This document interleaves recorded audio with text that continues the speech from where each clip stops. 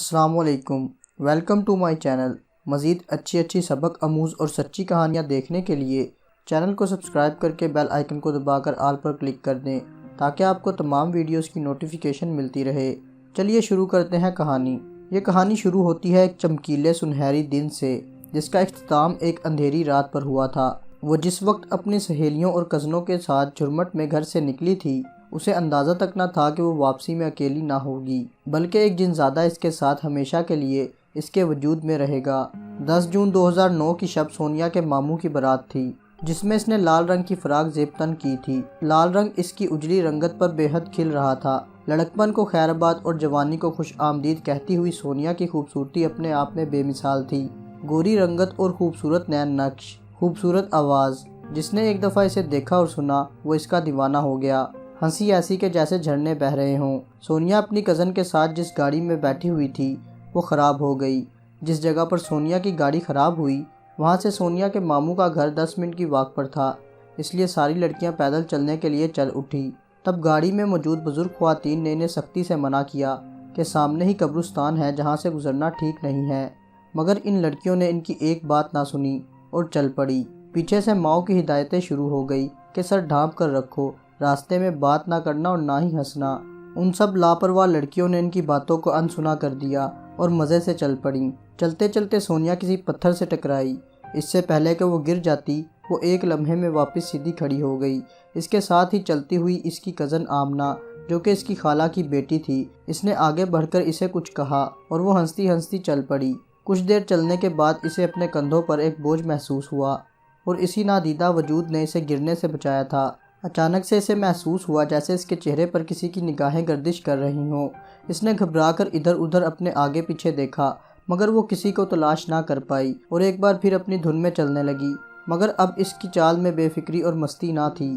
گھر پہنچنے تک اسے یہی لگا کہ وہاں سے وہ اکیلی نہیں آئی۔ یہ شدید احساس اس پر کپ کپی طاری کر رہا تھا۔ گھر میں نئی دلہن کا استقبال ہونے کی تیاریاں شروع تھی۔ مردانہ آواز میں بچوں کی کھلکھلاہٹیں اور خواتین کے قہقہے ماحول کو بے حد خوشگوار بنا رہے تھے اور وہ یکدم چپ ہو کر رہ گئی تھی۔ کبھی اپنے چہرے پر ہاتھ پھیرتی تو کبھی بازو سہلانے لگتی۔ اس کی یہ بے چین کیفیت اپنی اپنی مصروفیت میں الجھے لوگوں کو نظر نہ آئی اور پھر رسموں کا آغاز شروع ہو گیا۔ وہ خاموش ہو کر کھڑی ہوئی تھی اور فرحان جو اس کے ماموں کا بیٹا تھا وہ اس کو دیکھ رہا تھا۔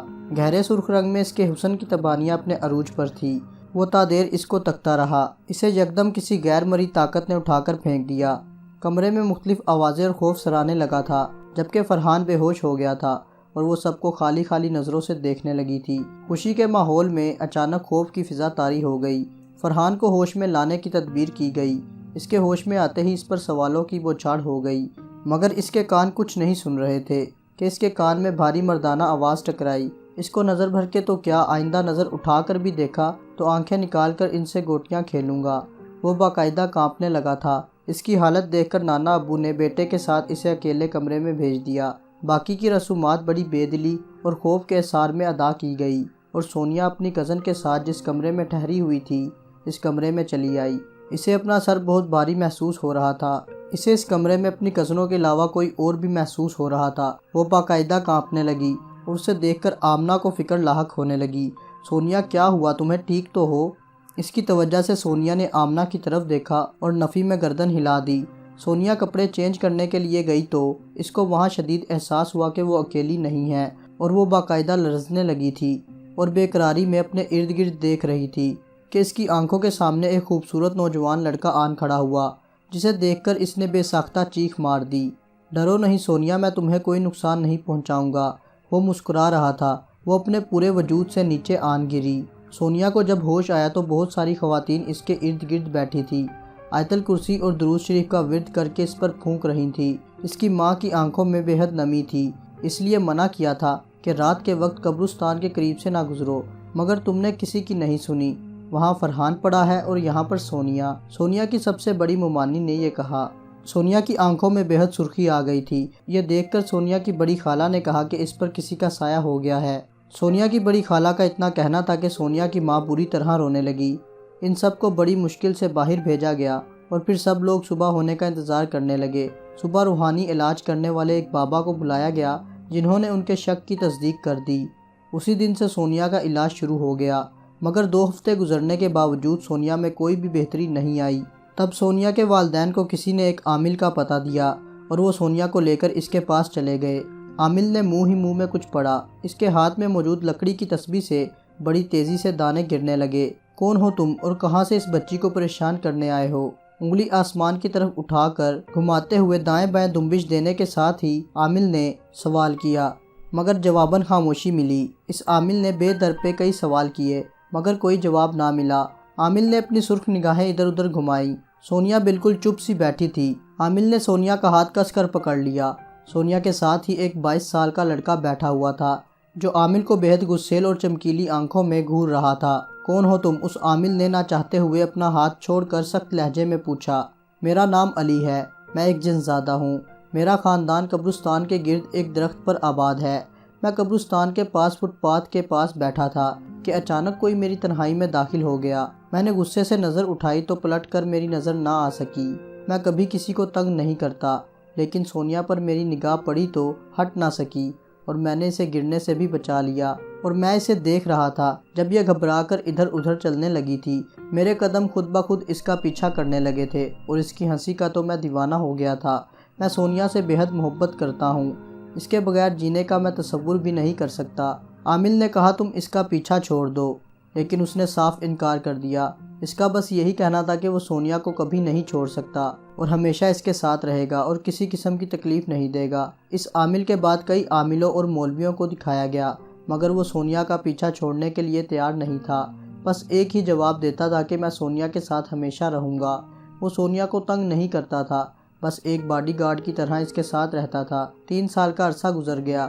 سونیا نے BA کر لیا تھا۔ اب اس کے رشتے بھی آنے لگے تھے مگر خاندان میں سب کو صورتحال کا پتہ تھا، اس لیے کوئی آگے نہیں بڑھتا تھا، اور باہر کے بندوں کو بھی خبر مل جاتی تھی اس لیے کوئی نہیں آتا تھا۔ یوں کہیں بھی بات نہیں بنتی تھی، اور سونیا کا چلبلا پن تو 3 سال پہلے ہی غائب ہو چکا تھا۔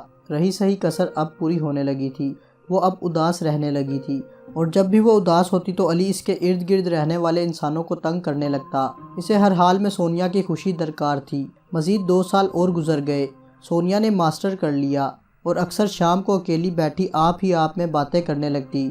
در حقیقت علی اس سے باتیں کرتا تھا اور اسے خوش رکھنے کی کوشش کرتا تھا، مگر ایک قیدی کی زندگی سونیا کو خوش نہیں رکھتی تھی۔ کہیں جانے کے لیے کپڑے تک اسے علی کی مرضی کے پہننے پڑتے تھے۔ گزرتے وقت کے ساتھ ساتھ وہ اسے فورس کرنے لگا تھا اور اس کے انکار پر نہ چاہتے ہوئے بھی سونیا کو تکلیف دیتا تھا۔ تکلیف تو وہ خود کو دیتا تھا مگر اس کا مسکن سونیا کا وجود تھا، اس لیے سونیا کو بھی تکلیف ہوتی۔ کبھی کبھی سونیا کو دورے پڑتے تو کبھی وہ اپنی کلائی پر دانت گاڑ دیتی، اور یہ تکلیف اسے دن بہ دن کمزور کرتی جا رہی تھی۔ اس کی پھپھو کا بیٹا سلمان ان کے گھر آیا۔ اسے سونیا بہت اچھی لگی۔ اس نے سونیا سے شادی کی ضد پکڑ لی تھی۔ اس کے والدین راضی نہ تھے مگر وہ بھی ڈٹ گیا تھا، اور سلمان نے خود آگے بڑھ کر سونیا کے والدین سے بات کی، اور وہ چاہتے بھی یہی تھے کہ کسی طرح سے سونیا کی شادی ہو جائے۔ اس لیے سلمان کے والدین کے انکار کرنے کے باوجود انہوں نے حامی بھر دی، مگر انہیں ڈر تھا کہ علی اس کی شادی نہیں ہونے دے گا، اس لیے پھر ایک پہنچے ہوئے عامل کو سونیا کے علاج کے لیے بلایا گیا، اور یوں علی نے شادی کی اجازت دے دی تھی، مگر وہ جانے کو اب بھی راضی نہ تھا۔ یوں سونیا کی شادی ہو گئی۔ اس کے ساتھ رہتے ہوئے علی کو 6 سال ہو گئے تھے۔ وہ سونیا یا اس کے شوہر کو کچھ بھی نہ کہتا تھا، مگر وہ سونیا کا ساتھ بھی نہ چھوڑتا تھا۔ غصہ پیار تو ہر رشتے میں چلتا ہے، مگر سلمان ذرا سی بھی تیز آواز میں سونیا سے بات کرتا تو علی کو ناگوار گزرتی، اور اس کا سارا غصہ سونیا پر ہی اترتا۔ کبھی کبھی سلمان کو اپنے فیصلے پر پچھتاوا بھی ہوتا، مگر کبھی وہ دل سے سوچتا تو خود کو مطمئن کر پاتا۔ آج اس واقعے کو کئی برس گزر گئے، سونیا کے 2 بچے بھی ہو گئے ہیں، مگر علی اس کا پیچھا نہیں چھوڑتا، جبکہ ہر طرح کا علاج بھی کروایا ہے۔ سونیا خود میں مگن رہتی اور کبھی کبھی سوچتی کہ قیدی سی زندگی تو پرندوں کو بھی متاثر نہیں کرتی، وہ تو پھر بھی جیتی جاگتی لڑکی ہے جس کی جوانی اور خواب سب کچھ مٹی میں مل گئے۔ بہت کچھ پا کر بھی بہت کچھ انچاہا رہ گیا۔ یہ زندگی اس کی ہے مگر اسے جیا کسی اور نے ہے۔ دوستو، امید ہے آپ کو ہماری یہ کہانی پسند آئی ہوگی۔ اس کہانی میں ہمیں یہ سبق ملتا ہے کہ رات کے وقت یا شام کے وقت لڑکیوں کو اکیلے باہر نہیں جانا چاہیے، یا سج سنور کر قبرستان کے قریب سے نہیں گزرنا چاہیے۔ امید ہے آپ کو ہماری یہ کہانی پسند آئی ہوگی۔ مزید کہانیوں کے لیے چینل کو سبسکرائب کر کے بیل آئیکن کو دبا دیں۔ ملتے ہیں کسی نئی ویڈیو میں۔ اللہ حافظ۔